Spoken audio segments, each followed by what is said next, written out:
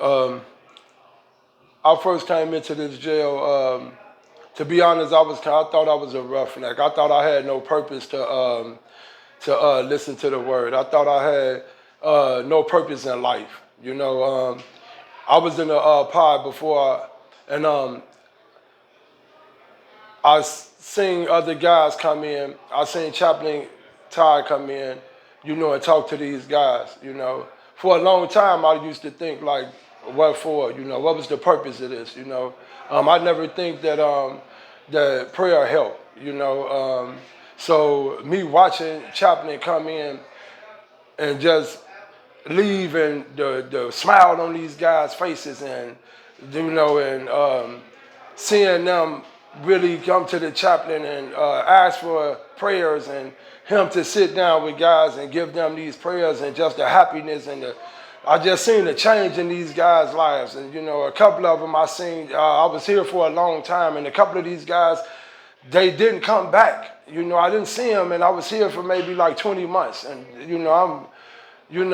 so me not seeing them guys come back and seeing other guys that wouldn't go to the chaplain and pray, I said, I just knew that I need to get a prayer. I need to pray, and I wasn't praying. I knew it was a Jesus, but I just felt, that, he wasn't for me. I felt that, no matter what I did, I wasn't gonna get no help. Unfortunately, that wasn't true. Unfortunately, I've been doing all of the wrong things. So I said, hey, let me go get a prayer. I gave my testimony to the chaplain of why I felt that I didn't want to pray, and man, I got that prayer.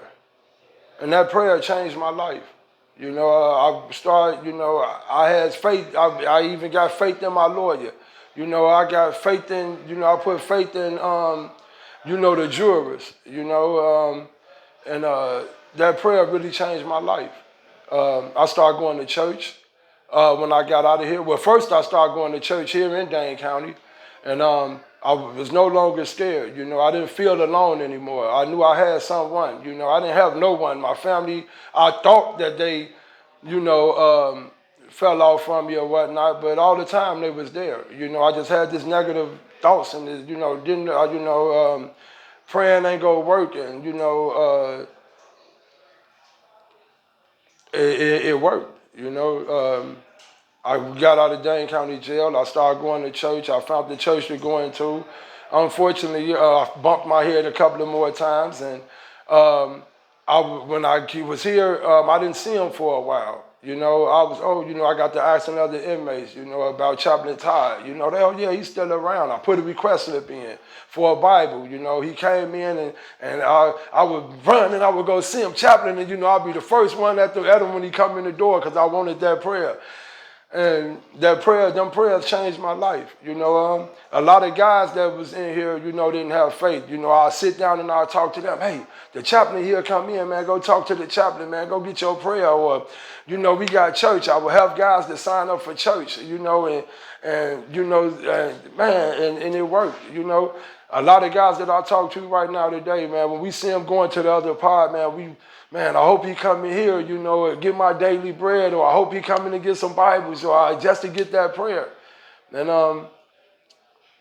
when I came here, he was here, and still right now, I look forward to him coming in the pod. Today, I was like, man, I ain't seen the chaplain since I went to church, a couple of days ago. I hope he coming this week. I hope I don't miss him this week.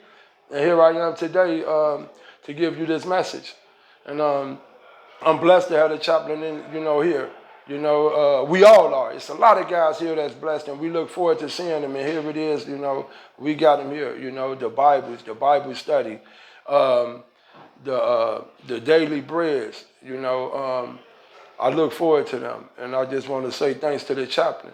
Without them prayers, I'll still be lost. And thanks for them prayers.